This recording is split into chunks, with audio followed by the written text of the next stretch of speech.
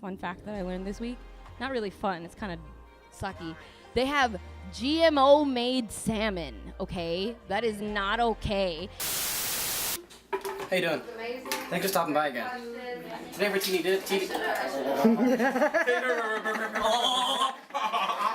for TV dinner, we made pork al pastor tacos. This is the pork al pastor portion. We're actually gonna throw some pineapples in with that.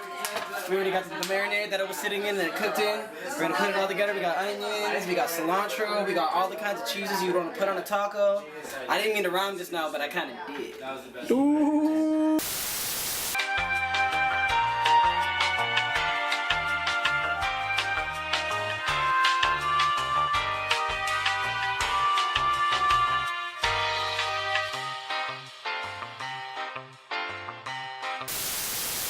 3, 2, and 1. Welcome to TV Dinner, a dinner party that we throw with our friends and showcase amazing artists and talent up and coming.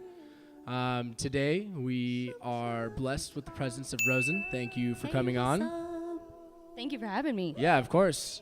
You are the first woman that we've had on the show. First female. First female artist. Woohoo! I'm a bit upset that it's taken this long, but hopefully it's a positive trend moving forward. We're going to try to get more of y'all. Oh, hey, Nate. But this is our first conversation, like really just about life and music. So you guys are seeing a very organic, real conversation here. So I'm just going to jump into it. I'm really curious. Like, sounds good. When did music start for you? When did you start doing all this? Like, have you always been singing? Like, tell me your story. Okay, so music is kind of in my blood.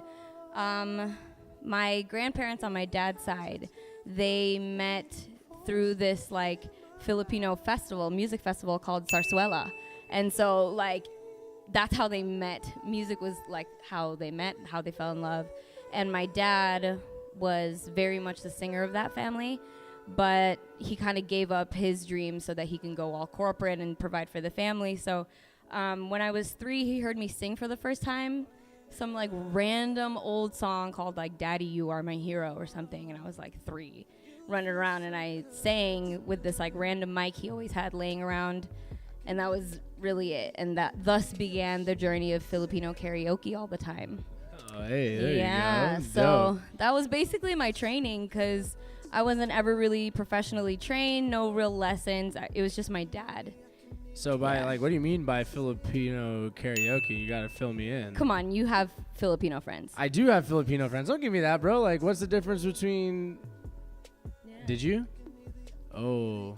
Yeah. Quick Sorry. recap. So yeah, Filipinos, give me a quick recap. Sorry, we Nate. love karaoke. Like, it gets popping with karaoke at a potluck, anywhere, any Filipino function. There will be food flowing nonstop.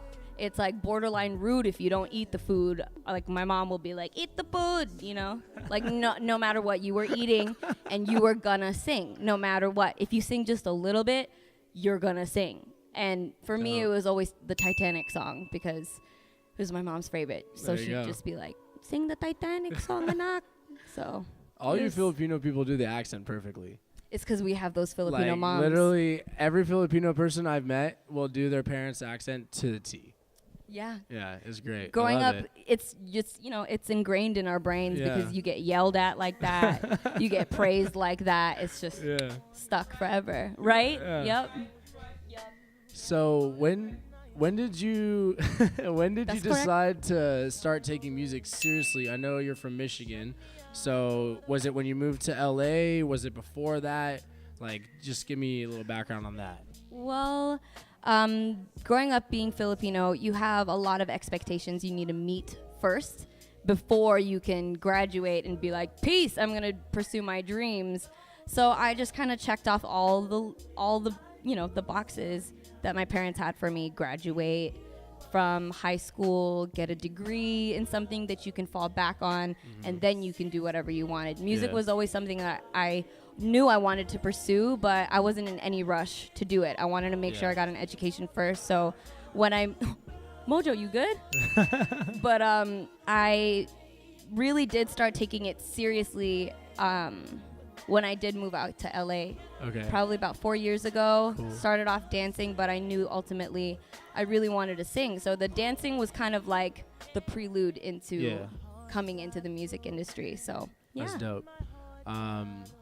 Just on the dancing bit really quick, I feel like there's such a parallel, and I've brought this up before, such a parallel between the dance community and the music community.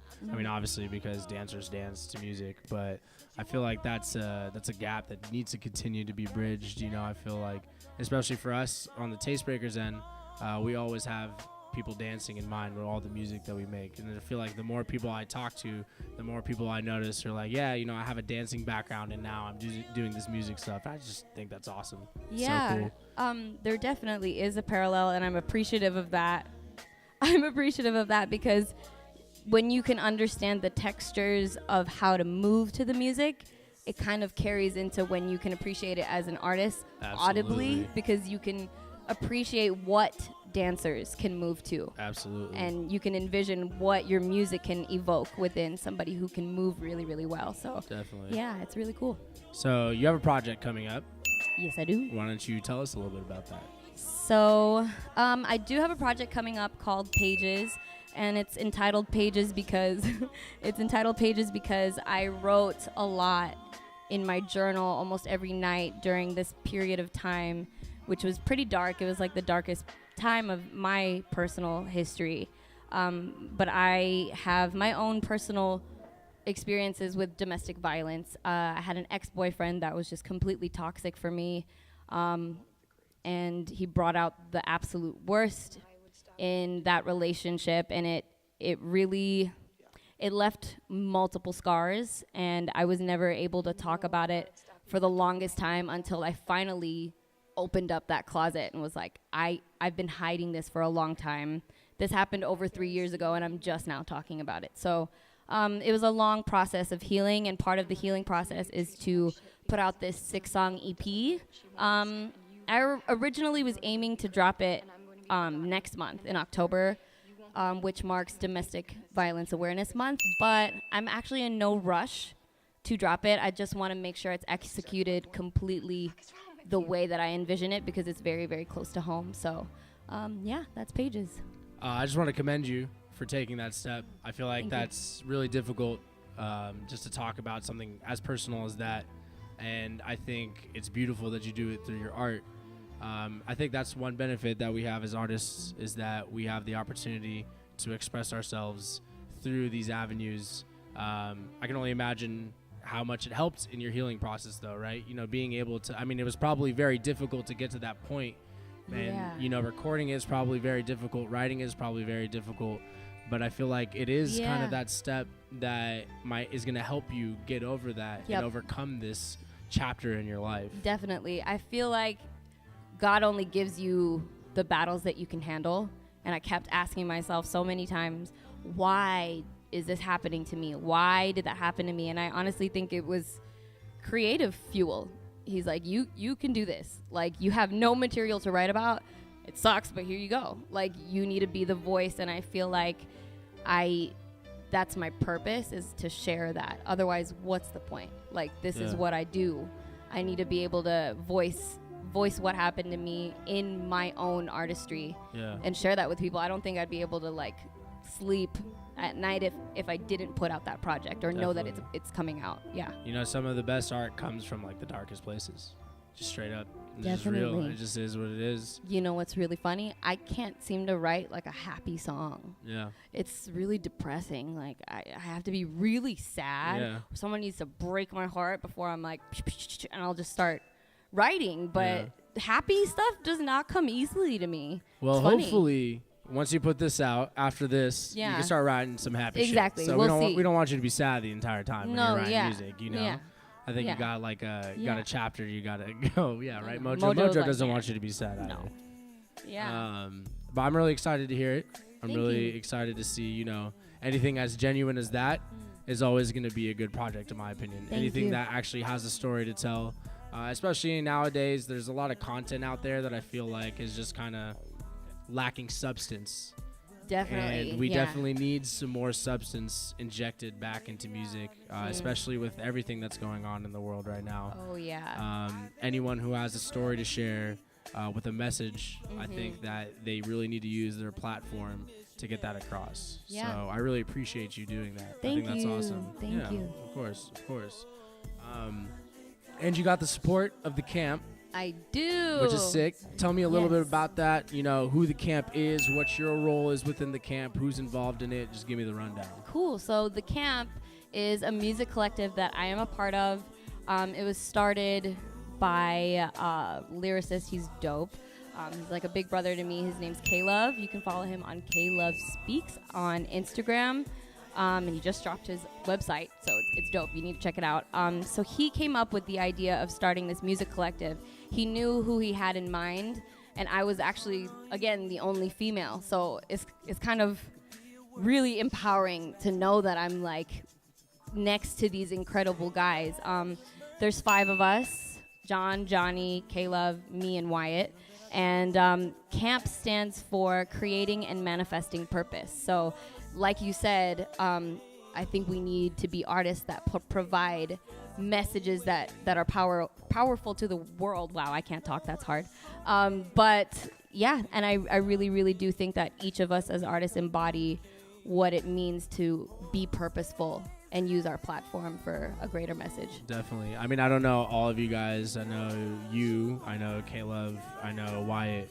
And I get that vibe from all you guys. You know, all you guys Thank you. are talking about real shit. Yeah. You know? Mhm. I really appreciate that.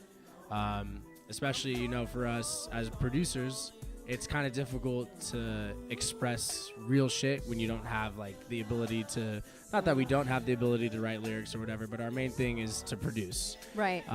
So seeing other artists who have that ability, have that platform, and are using it to get a message across is really dope. Yeah. Definitely admire that. Yeah, it's... Is there anything coming up? Like, are you guys going to do any group projects? Do you have projects from individuals coming out anytime soon that anyone should know about? Well, Johnny, J Blaze, he just dropped his project entitled Preseason. That's out. Kevin, K-Love is going to be dropping his project Speak very soon. He just dropped a single entitled Jaded, which I'm featured on. It's really dope. You should check it out. Super dope. Check it out. Yeah, and then Raybon, he just dropped Flawless, so that's out. Wyatt has his whole EP out. Yeah, we are pushing each other to stay awesome. busy. You know, That's keep super dope. cycling it out. Stay busy. Super dope. Mm-hmm. Last question before we go. I'm going to put you on the spot. Okay. You're stranded on an island. You got 3 albums that you got to take with you. What 3 albums are they? We got a minute, so you got to pick like now. Oh my Yeah. word. Okay, wait, who's timing? When? Yeah, well, he's timing. You got 3 albums. I'm so bad at this. Oh my I mean, gosh. You're on a timer. You got to Okay. pick them. SZA, Control. Great one. What else? I gotta have Tupac and I gotta have Aaliyah. Boom. That's it. Done. Those are and you the can take the greatest hits on both of yeah. those. There Okay. you go. Let's just do that. You do. You know, Dope. let's just play it safe. Awesome. Greatest hits. Well, Rozen, it was a great pleasure having you. Thank you you so much. We're going to have a performance for her coming up. Yeah. Check her out on all her socials. It's official Rozen across the board, right? Yes. Yep. Instagram, Twitter, the whole 9. Great pleasure having you and excited Thank for you. the show. Thank you so much. Yeah, no worries.